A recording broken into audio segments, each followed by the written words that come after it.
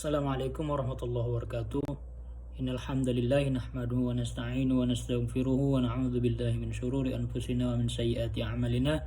May yahdihillahu fala mudilla lahu wa may yudlilhu fala hadiya lahu. Asyhadu an la ilaha illallah wa asyhadu anna Muhammadar Rasulullah. Allahumma shalli ala sayyidina Muhammad wa ala alihi wa sahbihi Rasulillah ajma'in. Baiklah, nama saya Muhammad Yogi Rizky Akbar dengan NIM 1182071595. Dalam video ini saya akan membahas tentang Bank Indonesia, yaitu dari kelompok pertama. Video ini saya buat guna untuk memenuhi tugas dari hukum perbankan kredit. Baiklah, yang pertama saya akan membahas sejarah Bank Indonesia. Sejarah berdirinya Bank Indonesia. Asal mula Bank Indonesia yang didirikan pada tahun 1828 pada abad ke-15. Ramainya perdagangan di kawasan Asia menjadi daya tarik tersendiri. Ramainya perdagangan tersebut kemudian menghadirkan ekspedisi perdagangan bangsa Eropa di Nusantara. Pada 1746 untuk perbudak perdagangan VOC di Nusantara didirikanlah The Bank van Liening. Kemudian pada 1752 The Bank van Liening berubah menjadi The Bank Courant and Bank van Liening yang merupakan bank pertama yang beroperasi di Nusantara. Atas dasar surat kuasa Raja William I tersebut, pemerintah Hindia Belanda mulai mempersiapkan berdirinya De Javasche Bank. Setahun kemudian, tepatnya pada 11 Desember 1827, Komisaris Jenderal Hindia Belanda Leonard Pierre Joseph mengeluarkan surat keputusan nomor 28 tentang oktroi dari Komisaris Jenderal Hindia yang mengatur ketentuan DJB.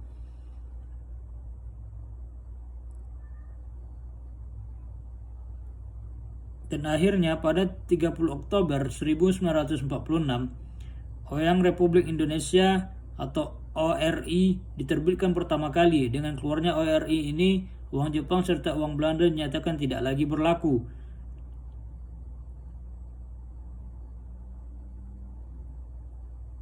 Pada 10 April 1953, Parlemen menyetujui RUU Pokok Bank Indonesia tersebut.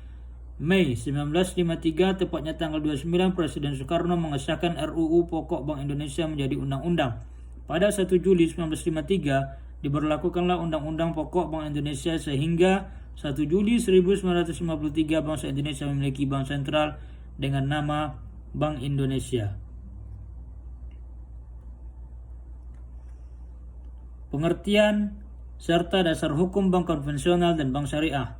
Dalam sistem perbankan, hukum perbankan nasional Indonesia, Hermansyah mengemukakan pengertian lembaga keuangan yang bernama bank. Bank adalah lembaga keuangan yang menjadi tempat bagi perseorangan, badan-badan usaha swasta, badan usaha milik negara, bahkan lembaga-lembaga pemerintahan menyimpan dana-dana yang dimilikinya. Kegiatan usaha serta cara dan proses dalam melakukan kegiatan usahanya. Berdasarkan pengertian tersebut, dapat dikatakan bahwa sistem perbankan adalah suatu sistem yang menyangkut tentang bank, mencakup kelembagaan kegiatan usaha serta cara dan proses melaksanakan kegiatan usahanya secara keseluruhan. Adapun bank konvensional, pengertian dari bank konvensional yaitu bank yang dalam operasionalnya menerapkan metode bunga, karena metode bunga sudah ada terlebih dahulu, menjadi kebiasaan dan telah dipakai secara meluas dibandingkan dengan metode bagi hasil. Dasar hukum bank konvensional yaitu Undang-Undang Nomor 7 Tahun 1992 tentang Perbankan, sebagaimana telah diubah dengan Undang-Undang Nomor 10 Tahun 1998. Yang kedua yaitu bank syariah. Bank syariah pengertiannya yaitu bank yang beroperasi sesuai dengan prinsip-prinsip syariah Islam. Maksudnya adalah bank yang dalam operasinya mengikuti ketentuan-ketentuan syariah Islam, khususnya yang menyangkut tata cara bermuamalah secara Islam. Adapun dasar hukum dalam bank syariah ini ialah berlandaskan pada Al-Quran dan Hadis. Bank syariah mengharamkan penggunaan harga produknya dengan bunga tertentu. Bagi bank syariah, bunga bank adalah riba. Menerapkan sistem bagi hasil dan perdagangan dengan mengacu pada Al-Quran, surah Al-Baqarah ayat 275.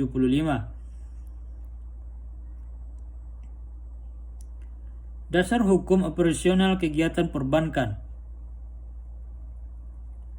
Sumber hukum formal dalam hukum perbankan di Indonesia tidak hanya terbatas pada sumber hukum tertulis, tetapi juga dimungkinkan adanya sumber hukum yang tidak tertulis. Berbicara tentang sumber hukum formal di Indonesia, maka kita akan selalu menempatkan Undang-Undang 1945 sebagai sumber utama. Selanjutnya kita bisa menganut sumber hukum formal mengenai bidang perbankan tersebut, yaitu sebagai berikut. Yang pertama, Undang-Undang Dasar 1945 beserta amandemennya. Dan yang kedua, Undang-Undang Pokok di bidang perbankan dan Undang-Undang pendukung sektor ekonomi dan sektor lainnya. Adapun dalam kelompok pembahasan yang kedua, yaitu di sini akan dibahas tentang hukum perbankan dan perkreditan BUMN, BUMD, bank syariah, dan bank konvensional. Bentuk-bentuk badan usaha milik negara atau BUMN.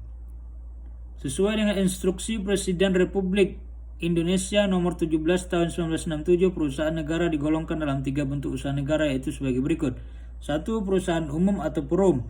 Yang kedua, perusahaan perseroan atau persero. Yang ketiga, BUMD pada bidang transportasi umum, contohnya bus kota. Adapun yang menjadi modal BUMN dan BUMD, sumber modal BUMN sebagian atau seluruhnya dipunyai negara melalui penyertaan langsung. Dapat disimpulkan bahwa sumber modal dari BUMN berdasarkan ketentuan dalam Undang-Undang BUMN. Adapun sumber dari modal BUMD berasal dari pemerintah daerah. Contoh perusahaan yang berbentuk BUMD. Yang pertama, Bank Pembangunan Daerah. Yang kedua, Perusahaan Daerah Air Minum atau PDAM.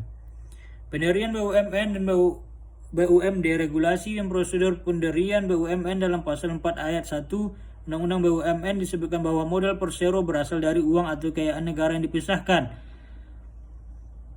sesuai dengan aturan-aturan pengelolaan kekayaan negara berdasarkan pasal 1 angka 7 PP Peraturan Pemerintah nomor 44 tahun 2005 tentang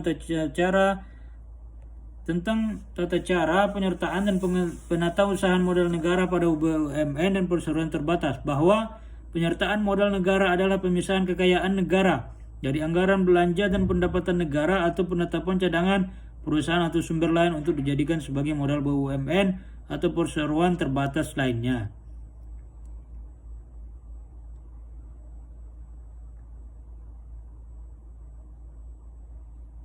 BUMD didirikan dengan tujuan untuk memberikan manfaat bagi perkembangan perekonomian daerah pada umumnya. Macam-macam bank konvensional dan bank syariah. Yang pertama, macam-macam bank konvensional, yaitu Bank Mandiri. Yang kedua, Bank BRI. Yang ketiga, Bank Sentral Asia. Yang keempat, Bank Negara Indonesia. Dan yang kelima yaitu Bank Panin. Macam-macam bank syariah, yang pertama Bank Muamalat. Yang kedua BRI Syariah. Yang ketiga BNI Syariah. Yang keempat Bank Syariah Mandiri. Dan Bank Syariah Indonesia. Cukup sekian presentasi dari dua kelompok tersebut. Semoga penyampaian yang hanya sedikit ini bermanfaat bagi kita semua, menjadi pelajaran bagi kita semua. Adapun kesalahan datangnya dari saya dan kebenaran datangnya dari Allah Subhanahu wa taala. Saya akhiri dengan mengucapkan terima kasih. Assalamualaikum warahmatullahi wabarakatuh.